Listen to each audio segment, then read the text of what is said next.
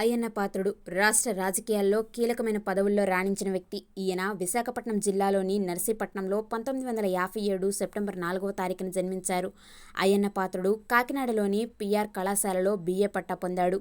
అయ్యన్న పాత్రుని రాజకీయ ప్రస్థానంలో 1983, 1989 మరియు 1994 నుంచి 1996 మధ్యకాలంలో తెలుగుదేశం పార్టీ తరఫున ఆంధ్రప్రదేశ్ శాసనసభ్యులుగా ఎన్నికయ్యారు. అలానే 1999లో జరిగిన ఎన్నికల్లో కూడా గెలుపొంది అటవీశాఖ మంత్రిగా రాణించారు.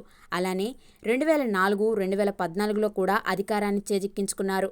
ఇలా పలుమార్లు గెలుస్తూ రాజకీయాల్లో ఎంతో చురుకుగా ముందుకు వెళుతూ ఆయన అధిష్ఠించిన ప్రతి పదవిని సమర్థవంతంగా నిర్వహించి ఈరోజు ఆంధ్రప్రదేశ్ రాష్ట్ర శాసనసభ స్పీకర్గా నియమితులయ్యారు. ఎవరు ఊహించని రీతిలో మొదలైన మా ఈ టుడే తెలుగు టైమ్స్ నిజాలను నిర్భయంగా చెప్పడంలో ఎక్కడా వెనకడుగు వేయదు అని నిరూపించగలిగాం. చింతకాయల అయ్యన్న పాత్రుడే ఆంధ్రప్రదేశ్ రాష్ట్ర స్పీకర్గా రాబోతున్నారని అందరికంటే ముందుగానే అంచనా వేసి మీ ముందుకు మా అభిప్రాయాన్ని ఉంచాం.